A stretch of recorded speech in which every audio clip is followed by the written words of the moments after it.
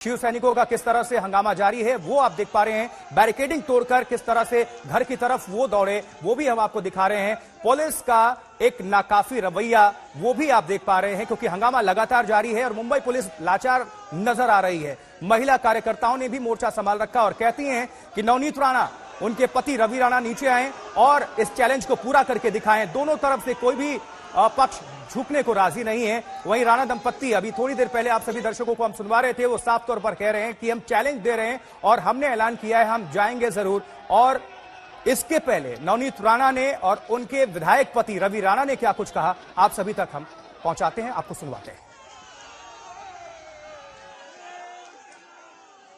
हमारे घर पे हमला के लिए भेजे, जो बाड़ा साहब के सैनिक नहीं है।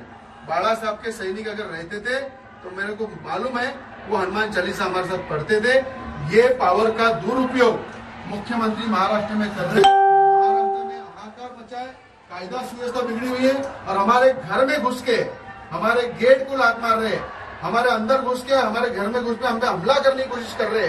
अगर महाराष्ट्र के अंदर एक आमदार और खासदार अगर सुरक्षित नहीं है तो आम जनता महाराष्ट्र की कैसी सुरक्षित रहेंगी, ये महाराष्ट्र की जनता का सवाल है। बजरंग बली हमारे शरीर में, हमारे खून में, श्री राम भगवंता के विचार हमारे शरीर में, इसे कोई खत्म नहीं कर सकता, इसे कोई रोक नहीं सकता। अगर यहाँ पे रोकने की ताकत उनमें है तो वो पुलिस का उपयोग करके हमें रोकने की ताकत यूज कर रहे हैं। और मुझे लगता है अभी हम लोग दरवाजे पे हमको रोका है, यहाँ पुलिस बंदोबस्त लगा हुआ है, पुलिस बाहर निकलने नहीं दे रही है। और इस तरह की अगर महाराष्ट्र के मुख्यमंत्री ने पुलिस को निर्देश दिए है और शिव सैनिक जो गुंडागर्दी करके हम पे हमला कर रहे हैं, यही महाराष्ट्र की संस्कृति है, तो महाराष्ट्र में 2-2.5 साल में तो कुछ हुआ नहीं। पर इसके माध्यम से महाराष्ट्र की पूरे मुख्यमंत्री के दादागिरी का, गुंडागर्दी का पूरा दर्शन महाराष्ट्र देख रहा है। पूरी तरह से महाराष्ट्र अपने घर में बैठ के देख रहा है। और जो बजरंगबली के भक्त है, राम भक्त है, वो भी देख रहे हैं कि इस तरह से हमारे को रोका जा रहा है, गुंडागर्दी, हमारे घर तक हमला हो रहा है। ये महाराष्ट्र का दुर्भाग्य है। हम मातोश्री जाएंगे, हनुमान चालीसा पढ़ेंगे, उसके लिए हम जाने के लिए नीचे उतर रहे थे, हमको रोका गया। कल रात तक बैरिकेड को कोई टच भी नहीं कर पाया जो शिव सैनिक, आज वो बैरिकेड को तोड़ के गेट के अंदर तक कैसे आते हैं, ये पहला प्रश्न है मेरा इनसे। या तो डिपार्टमेंट उनके प्रेशर में काम कर रही है या डिपार्टमेंट उनके अनुसार काम कर रही है। दोनों में से ये एक चीज है।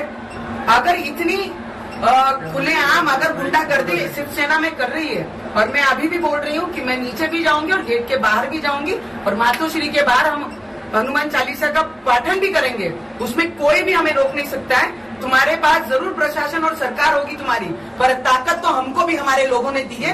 तुम तुम्हारे पीढ़ी के भरोसे खा रहे हो, हम अपने स्वतः हमारा भविष्य हमने निर्माण करके यहाँ पर आए। और बजरंग बली की ताकत, संकट मोचन की ताकत हमारे साथ है, तो कोई भी हमारा बाल भी बांका नहीं कर सकता। ये डिपार्टमेंट को भी बोलना है और उद्धव ठाकरे को भी बोलना है। अमरावती से सांसद नवनीत राणा और उनके विधायक पति रवि राणा साफ तौर पर कह रहे हैं कि हमें कोई रोक नहीं सकता। जैसा कि हमने ऐलान किया है कि हनुमान चालीसा का पाठ हम करेंगे तो करके ही मानेंगे, हम नीचे भी जाएंगे और पाठ भी करेंगे।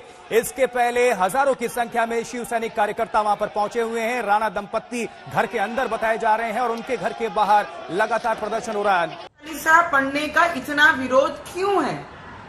और एक आमदार, एक खासदार जो ये बोलता है, एमपी और एमएलए जो बोलते हैं कि आपके घर के बाहर आके पढ़ेंगे, ये नहीं कहा आपके घर के अंदर आके पढ़ेंगे।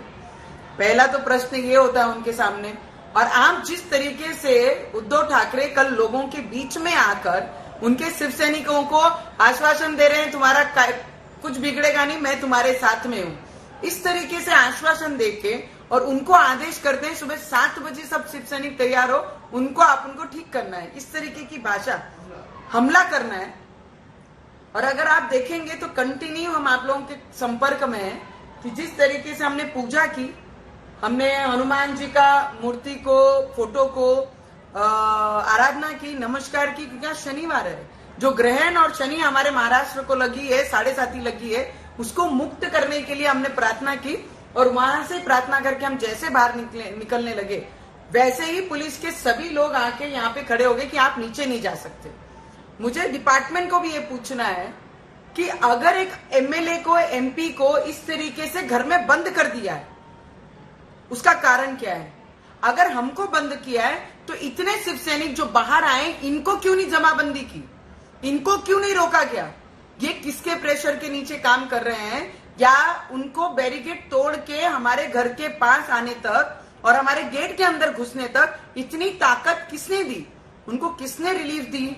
सबसे पहला प्रश्न है मेरा डिपार्टमेंट को। जिस तरीके से गृह मंत्री जी बोल रहे हैं कि राणा दंपत्ति ने अपने घर में हनुमान चालीसा पढ़ना है, अरे जब से आप लोग आए तब से सुव्यवस्था पूरे महाराष्ट्र में खराब हुई है और आप अपने लोगों को एनकरेज कर रहे हैं, अपने लोगों को और अपने डिपार्टमेंट को गलत तरीके से आप उनका इस्तेमाल कर रहे हैं। संवैधानिक न्याय प्रक्रिया को आप हाथ लगाने का पूरा काम ये उद्धव ठाकरे कर रहे हैं। जिस तरीके से वो आके बोलते हैं कि नवनीत राणा, रवि राणा को मारना है, उनपे हमला करना है और अपने गुंडे हमारे घर तक भेजते हैं, ये सोसाइटी है और सोसाइटी में हमारे अलावा भी बहुत सारे लोग रहते हैं। मुझे लगता है हनुमान चालीसा का इतना विरोध उद्धव ठाकरे जी क्यों कर रहे हैं? मैं आखिर में हमारे प्राइम मिनिस्टर जी को विनंती करूंगी, देश के प्राइम मिनिस्टर जी और राष्ट्रपति जी को भी विनंती करूंगी कि हमारे महाराष्ट्र पे ध्यान दीजिए। हमारे महाराष्ट्र में जो परिस्थिति निर्माण हो रही है, जो गुंडाशाही हो रही है, जो आदेश पे हर डिपार्टमेंट काम कर रहा है, अगर हमें नजर कैद में और बंद रख सकते हैं, घर के अंदर बंद किया जाता है, पुलिस वाले 10 हमारे घर के दरवाजे के बाहर खड़े, तो मुझे लगता है वो शिव सैनिकों को इतनी रिलीफ क्यों दी गई है? हम तो कोई गुंडे नहीं है, हमारे हाथ में तो कोई तलवारें नहीं है, न ही हमारे हाथ में कोई पत्थर है, न ही हमारे हाथ में कोई डंडे हैं, तो फिर एमएलए और एमपी को ऐसे दरवाजे के अंदर बंद किस तरीके से किया जा रहा है? तो मुझे लगता है हनुमान चालीसा पढ़ने के लिए जब हम निकल रहे हैं तो मुझे लगता है भगवान का नाम स्मरण करने के लिए जो हमने शब्द दिया था वो अभी भी हम मातोश्री जाएंगे, मातोश्री जाकर हम हनुमान चालीसा का पाठन करेंगे।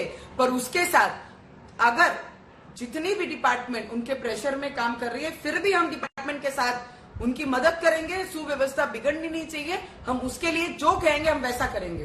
पर हम मातोश्री के बाहर तर 2.5 वर्ष जो मुख्यमंत्री मंत्रालयापर्यंत जात नाही आणि तरी त्यांना पूर्ण पगार स्टेट गव्हर्नमेंट देत आहे, मला ते कमालच वाटते।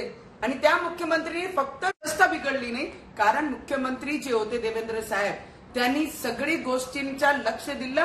जर कोणाचं काही दुखणं असेल ते ऐकून घेतलं, त्याच्यावर आपण कसं सुटका काढलं पाहिजे ते सुद्धा त्यांनी केलं। पण या मुख्यमंत्रीला फक्त दंगे